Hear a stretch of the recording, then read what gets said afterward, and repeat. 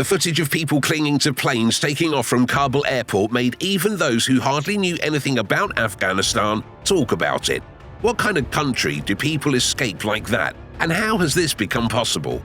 In this new episode of How It Was, we'll go into the difficult history of Afghanistan. You will learn why Afghanistan is called the graveyard of empires, how it became Vietnam for the USSR, why the Soviet and then the American invasions there were defeated, and how the Islamic opposition managed to seize power in a then secular country. But first, subscribe to our channel to not miss out on anything interesting. Up to 80% of Afghanistan's territory is covered with mountains.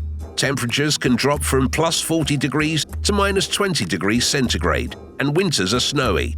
Hardly the most comfortable place, but empires have fought for it since the beginning of time. The first cities appeared here probably about 5,000 years ago, in the first millennium BC. The territory of the future Kabul was part of the first Persian Empire, the Achaemenid Empire. In the 4th century BC, the empire was conquered by Alexander the Great, and in the following period, there appeared Buddhist states. The next religion that made its way here was Islam, brought by the Arab conquerors in the 7th century. And in the 1200s, the land was conquered by Genghis Khan with his army of nomads. Only in the 18th century did the Afghans try to unite into their state. The commander, Ahmed Shah Durrani, established the state of Pashtuns, the largest Afghan ethnicity, although this land was home to many other ethnic groups like Uzbeks, Tajiks, Hazaras, Turkmens, and Persians. But their independence did not last. In the 19th century, Afghanistan got caught in the crossfire between two empires, Russian and British, as they competed for Central Asia. The First Anglo-Afghan War began after a Russian resident arrived in Kabul in 1837, and the British responded in 1839 by moving a large troop from India. The British put a convenient monarch on the throne, but 4 years later a rebellion broke out. The British contingent retreated. The peace treaty lasted for 4 decades, and then Britain was disturbed by Russia again. By the end of the 19th century, it annexed Central Asia, and now only Afghanistan separated it from the main British treasure, India. Russian diplomats were arriving in Kabul uninvited. The British Army came from India again and changed the leadership of the country. The Second Anglo-Afghan War ended with signing of a treaty. No foreign policy without Britain. There was also the Third Anglo-Afghan War in 1919. The new Emir of Afghanistan, Amanullah, began his career by declaring jihad against Britain. Britain used aircraft, but that didn't bring a decisive victory. The peace treaty was signed in 2 months. Afghanistan regained the right to conduct an independent international policy. Amanullah immediately took advantage of this. He wanted to be friends with the Soviet Union. Lenin agreed. The Emirate of Afghanistan received Soviet aid. It's not a widely known fact, but in 1929 to 1930, the Red Army even conducted 2 special operations in Afghanistan against the Mujahideen, or as they were called then in the USSR, the Basmachi, who actively resisted the progressive policy of Amanullah. During 10 years of his reign, Amanullah managed to proclaim Afghanistan a kingdom, adopt a constitution declaring the equality of all citizens, establish lyceums, hospitals for women and children, and carry out a marriage reform. But the most demonstrative thing was that he took off the hijab of his wife and encouraged others to follow him.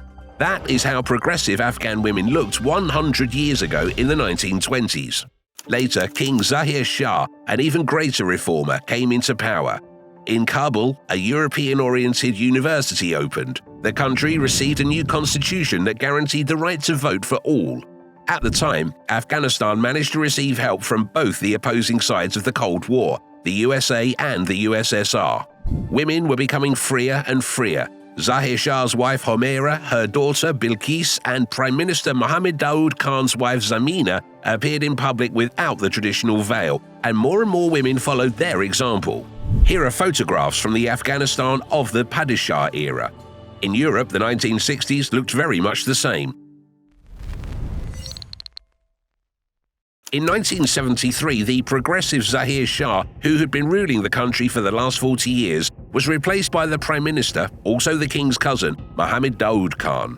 While the King was on a visit to Europe, Daoud Khan declared himself president, but turned out to be a real dictator. Both the left and the right were dissatisfied with him, so 5 years later his former associates, the military sympathizing with socialism, shot Daoud in his palace. The power passed to the journalist Nur Muhammad Taraki, a Marxist and a friend of the USSR. Taraki confiscated lands from the rich and distributed them to the poor, cancelled their debts to borrowers, crushed the dissent in the Red Terror style by mass arrests and cleansing operations. Taraki's cult of personality was flourishing in the country. Even Soviet advisors thought he'd gone too far. On the other hand, Taraki was trying to improve the women's situation. He set the minimum age for marriage, 16 years, prohibited forced marriages, and ransom for the bride. In October 1979, Afghan newspapers reported that Taraki died after a serious illness, but he was suffocated with pillows by the people of his Prime Minister, Hifazullah Amin. Throughout the turbulent 1979, both Taraki and Amin pleaded with the USSR for military support. As in most of the provinces, the Islamic opposition was organizing riots, with the military joining them and with the active involvement of neighboring Pakistan. But when the Politburo decided to bring in troops at the end of 1979, their first target was not the rioters from the provinces, but the usurper Amin. Special units of the KGB and the GRU troops dressed in Afghan uniforms seized Amin's palace in 43 minutes. The Afghan press reported that the dictatorial regime was brought down by the progressive forces. Soviet troops had entered the country just 2 days before, on December the 25th. Amin even greeted them. Now they were occupying all the major strategic points. The main newspaper of the USSR, Pravda, published an explanation for the Soviet people. The contingent came for only 2 weeks. It was expected that the Soviet troops would have a psychological function, and the army of the new democratic Afghanistan would fight the enemy. The new head of state, Babrak Karmal, was also a socialist who had until then lived in the USSR. But as it soon became clear, Karmal wasn't quite inclined to fight for the country. And since 1980, Soviet soldiers had to fight for real. Their opponents, the Afghan rebels, called themselves Mujahideen, strugglers for the faith. Mujahideen do not wear uniforms, so it is easy to confuse them with any local peasant. Even a teenager could turn out to be a trained fighter. There were thousands of them. They were financially supported not only by Muslim states but also by the United States, which gave money to Pakistan to equip training camps and arm the Afghan opposition. Zbigniew Brzezinski, the national security advisor to Jimmy Carter, wrote about this to the president. We now have the opportunity of giving the USSR its Vietnam War. By the way, a Saudi Arabian volunteer from such a training camp, Osama bin Laden, enters the ranks of the Mujahideen. The millionaire's son dropped out of school to spend his entire fortune on training Islamists. In 1988, he would create his own organization, Al-Qaeda. For the very first years, it was clear that the USSR got stuck in the Afghan war for a long time.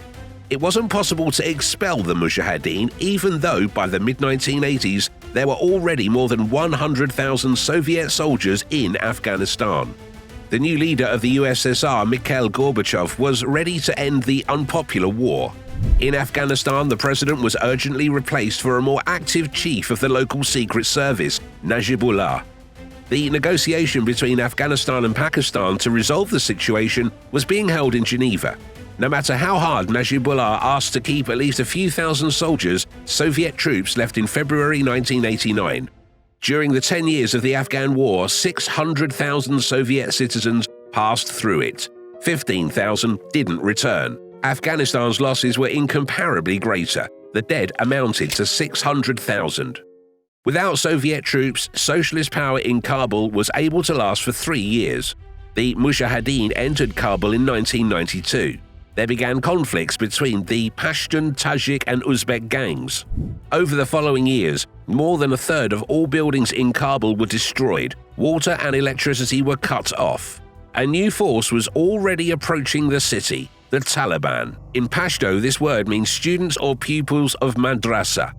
Just like the Mujahideen movement before, the Taliban appeared with the assistance of foreign states, Pakistan, Saudi Arabia, Qatar and the United Arab Emirates. In the new organization, Islam is so radical that even the Mujahideen are not religious enough for them.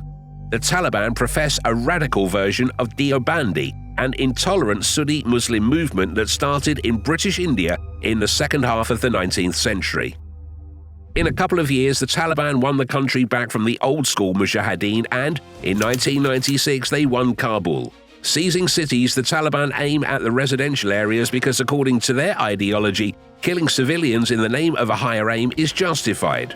In the seized cities, they introduced a radical interpretation of Sharia law, which prohibits music, television, education, and work for women. Paranja and public corporal punishment returned. Everything was monitored by the religious police, who could beat anyone in the street or arrange a public execution.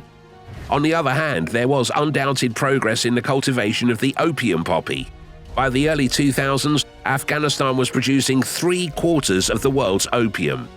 Mujahideen complained about the Taliban to the world. Their representative, Ahmed Shah Massoud, even spoke in the European Parliament, accusing the Taliban of terrorism and asking for support. On September 9, 2001, Massoud was assassinated. 2 days later, the largest terrorist attack in the entire world history occurred in America. Suicide bombers from the Al-Qaeda group hijacked 4 passenger airliners and crashed 2 of them into the 110-story skyscrapers of the World Trade Center. 2,977 people died. Al-Qaeda and its leader bin Laden were based in Afghanistan. The Taliban refused to hand over their friendly organization. This became the reason for a new war, this time an American one. Soon enough, the Americans managed to retake the main cities and push back the guerrillas who went abroad or into the mountains. But they were able to catch bin Laden only in 2011, when they tracked him down and killed him. This happened on the territory of Pakistan. Similar to the USSR, the USA tried to build a new state in Afghanistan. However, this time with equal rights, parliament, and a popularly elected president. All this requires financial and human resources. If in the first year there were only 8,000 American troops in Afghanistan, 10 years later there were already more than 100,000. The same number of soldiers was in the country at the peak of the Soviet presence. The war cost $100 billion a year. Think of it, the United States was fighting in Iraq at the same time. So from the 2010s, the United States began to gradually reduce the contingent, and in 2019, the Donald Trump administration openly entered into a dialogue with the Taliban.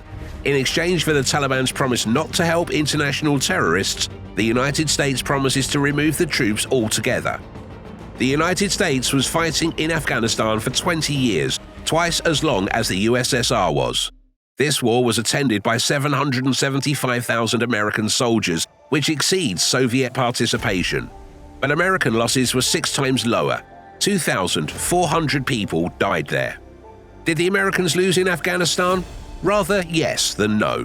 The United States wanted to eradicate world terrorism, and they succeeded in the case of bin Laden, but not the Taliban.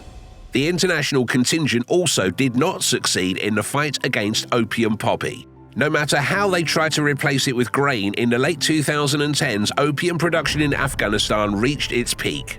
In 2017, opium production reached almost 10,000 tons, worth some $1.4 billion, and this was approximately 7% of Afghan GDP. And finally, the United States, similarly to the USSR, failed to build a new state. Without American military assistance, the government collapsed in a few days.